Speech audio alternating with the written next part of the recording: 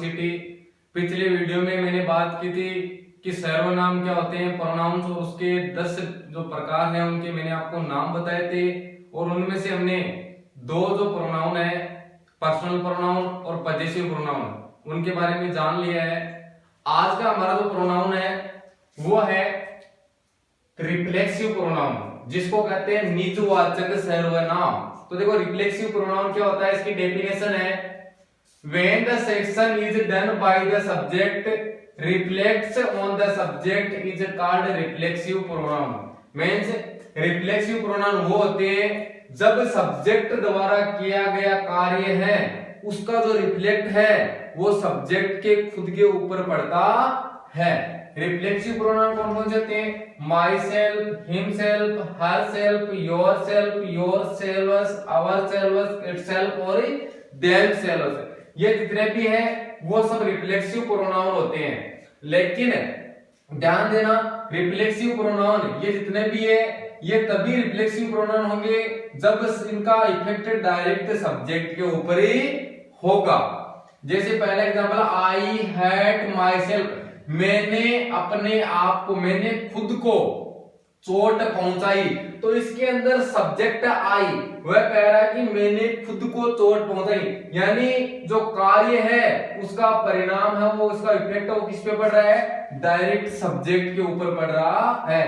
तो जब इन वर्ड का इफेक्ट डायरेक्ट सब्जेक्ट पे पड़ता है तो वो रिफ्लेक्सिव प्रोनाउन के अंतर्गत आते हैं। Reflexive pronoun, he is preparing himself, वह अपने आप को तैयार कर रहा है, वह अपने आप को तैयार कर रहा है। इसके अंदर इसका जो इफेक्ट है वो डायरेक्ट सब्जेक्ट के ऊपर पड़ रहा है। तो ये भी क्या है?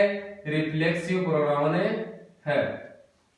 तीसरा है, she called herself with many names, उसने अपने आप को अनेक नामों के साथ बुलाया। उसने अपने आप को, उसने खुद को बुलाया है अनेक नामों के साथ में। तो ये जो हरसेल्फ है उसका इफेक्ट डायरेक्ट सब्जेक्ट के ऊपर हो रहा है, इसलिए यह हरसेल्फ भी क्या है? एक रिफ्लेक्सिव प्रोनाउन है। अब देखो अगला है एम्फेटिक प्रोनाउन, जिसको कहते हैं दृढ़तावाचक सर्वनाम। दृढ़ होना एम्फेटिक कहलाता है। डेफिनेशन क्या है? The words which are used to refer for subject emphasize are called emphatic pronoun। यानी emphatic pronoun वो होते हैं वो शब्द जो सब्जेक्ट के लिए यूज होते हैं, सब्जेक्ट को दृढ़ बनाने के लिए, कोई कार्य होता है उसमें दृढ़ता प्रदान करने के लिए जो वर्ड यूज किए जाते हैं वो एम्फेटिक प्रोनाउन के अंतर्गत आते हैं। एम्फेटिक प्रोनाउन कौन से होते हैं? तो देखो मैंने जो रिफ्लेक्सिव प्रोनाउन के अंतर्गत आपको बताए थे वर्ड, वह के वही प्रोनाउन होते हैं वो एम्फेटिक प्रोनाउन के अंतर्गत भी आते हैं।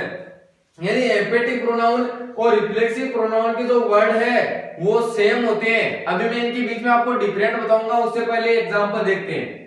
They themselves have done their work, उन्होंने यह कार्य है, अपना कार्य है वो कर चुके हैं, वो खुद से अपना कार्य कर चुके हैं। तो इसके अंदर दृढ़ता प्रदान कर रहा है कि उन्होंने काम है खुद किया। तो ये जो देमसेल्व्स है यह एक रिफ्लेक्सिव प्रोनाउन ना होकर एम्फेटिक प्रोनाउन है।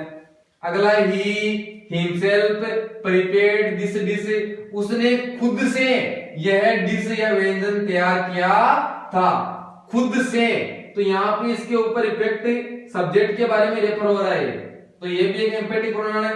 आई close the door my self, मैंने खुद से यह दरवाजा बंद किया था।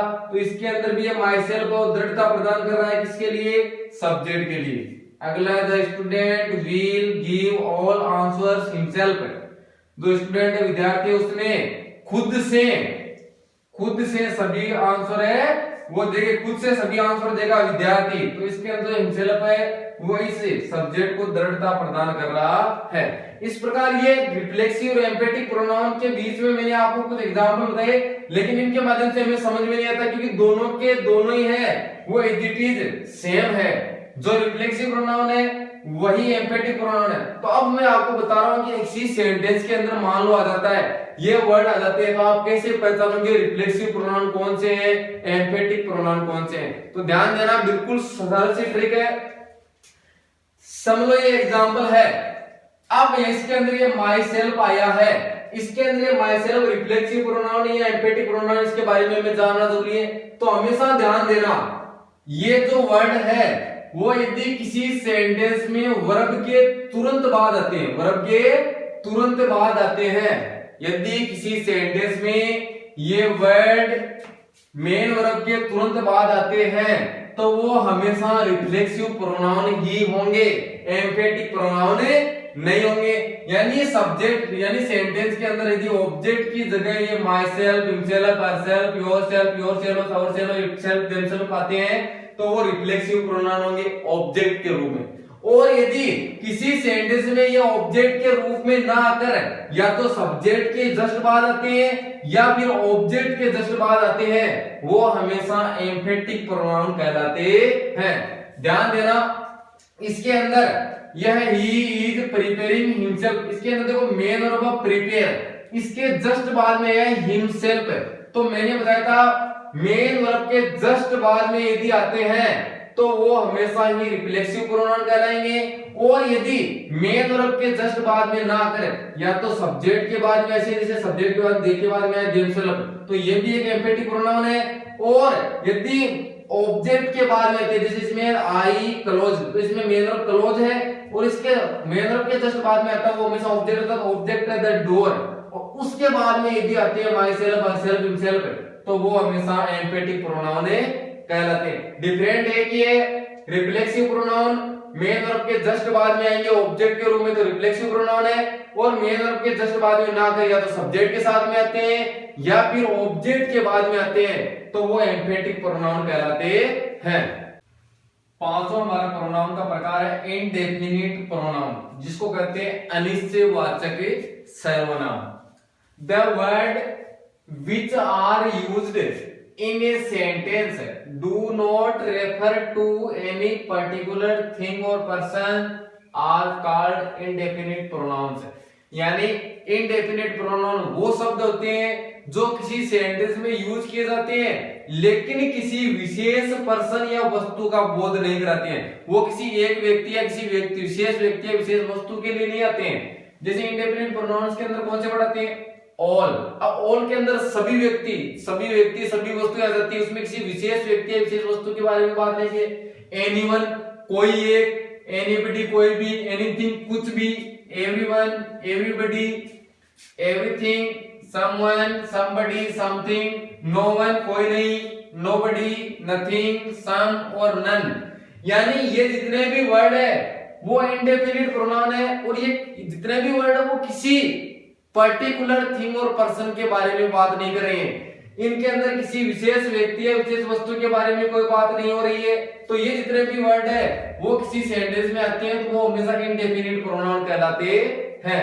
जैसे एग्जांपल है nobody can help you in this issue, इस तुम्हारे इस मुद्दे में तुम्हारी कोई सहायता नहीं करेगा। देखो नोबडी है वो एक नेगेटिव वर्ड है, तो नोबडी में कोई नहीं, इसमें किसी विशेष व्यक्ति के बारे में नहीं कहा कि वो तुम्हारी सहायता नहीं करेगा, इसमें कहा कोई भी नहीं करेगा।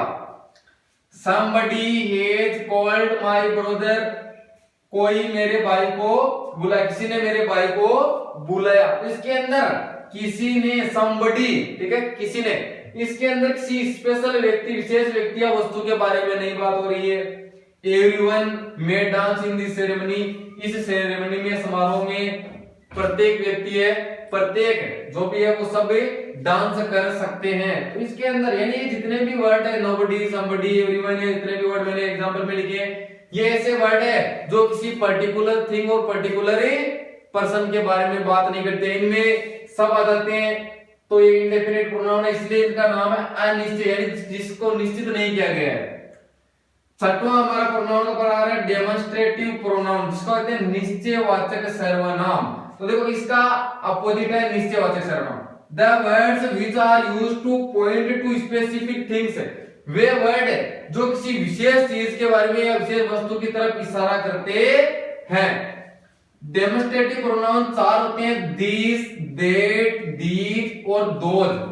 देखना ये चार वर्ड किसी भी सेंटेंस में आती हैं तो ये हमेशा डेमोन्स्ट्रेटिव प्रोनाउन के अंतर्गत आते हैं। Demonstrative pronoun to indicate nearest things this and this, यानी अगर जो बोलने वाला है या जो किसी वस्तु के बारे में बता रहा है, जो स्पीकर है, उसके यदि पास में कोई वस्तु है, पास में कोई वस्तु, तो पास की वस्तु के लिए वो हमेशा दिस और दीज का प्रयोग करेगा। यदि पास की वस्तु सिंगुलर है तो दिस का प्रयोग करेगा, और यदि पास की वस्तु है वो प्लूरल है, एक से ज्यादा है, तो दीज का प्रयोग करेगा। जैसे मेरे पास मार्कर है, तो मैं इसे किसी को कहूंगा तो इसे कहूंगा दिस इज माई मार्कर। ये एक सिंगुलर है और मेरे पास में, इसलिए मैंने कहा दिस इज मार्कर। यही मार्कर मेरे पास में ना अगर दूर है तो मैं इसे कहूंगा दैट इज माई मार्कर। यानी पास की वस्तु होती है, एक वचन है, तो दिस का प्रयोग करना है, और पास की वस्तु नहीं है, दूर की वस्तु है, एक वचन है, तो उसको इंडिकेट करने के लिए दैट का प्रयोग करते हैं। और जैसे इसमें दिस ट्री इज बिग, पास में पेड़, इसलिए उसने कहा कि यह पेड़ वो बड़ा है, तो उसने दिस का प्रयोग किया। दीज मैंगोज आर रोटन, ये जो आम है वो सड़ चुके हैं, तो आम एक से ज्यादा है इसलिए, और पास में है, तो उनको इंडिकेट करने के लिए उसने दीज का प्रयोग किया है। वैसे अगर दूर वस्तु है और सिंगुलर है तो दैट का प्रयोग करते हैं, दैट बॉक्स इज एम्प्टी, वह बॉक्स है वो खाली है। और अगर दूर की वस्तु है उसको इंडिकेट करना है, वो प्लूरल है, एक से ज्यादा है, तो दोज का प्रयोग करते हैं, those apples are very sweet, वे जो सेब है वो बहुत मीठे हैं। तो देखो डेमोन्स्ट्रेटिव प्रोनाउन क्या होता है, उसके अंदर दिस, दैट, दीज, दोज, ये चार वर्ड है जो डेमोन्स्ट्रेटिव प्रोनाउन के अंतर्गत आते हैं। यदि कोई वस्तु पास में है, सिंगुलर है, तो दिस का प्रयोग करो, दूर है, सिंगुलर है, तो दैट का, पास में है, यदि प्लूरल है तो दिस का प्रयोग करो, और दूर है और प्लूरल है तो दोज का प्रयोग करते हैं। इस प्रकार ये इंडेफिनिट और डेमोन्स्ट्रेटिव प्रोनाउन के बारे में मैंने बताया। और आज के वीडियो में हमने चार प्रोनाउन के बारे में पढ़ा है, जिसमें मैंने पहले आपको रिफ्लेक्सिव प्रोनाउन और एम्फेटिक प्रोनाउन और उनके बीच में डिफरेंट बताया था, और इसके अंदर हमने इंडेफिनिट प्रोनाउन और ये जो हमारा डेमोन्स्ट्रेटिव प्रोनाउन है इसके बारे में बताया। तो इस प्रकार हमारे आज 6 प्रोनाउन कंप्लीट हो चुके हैं। अगले वीडियो के अंदर बचे हमारे जो 4 प्रोनाउन के प्रकार है उनके बारे में हम बात करेंगे। यदि कोई इनमें डाउट है तो कमेंट बॉक्स में कमेंट जरूर करें। मिलते हैं अगले वीडियो में। Thank you, thanks for watching.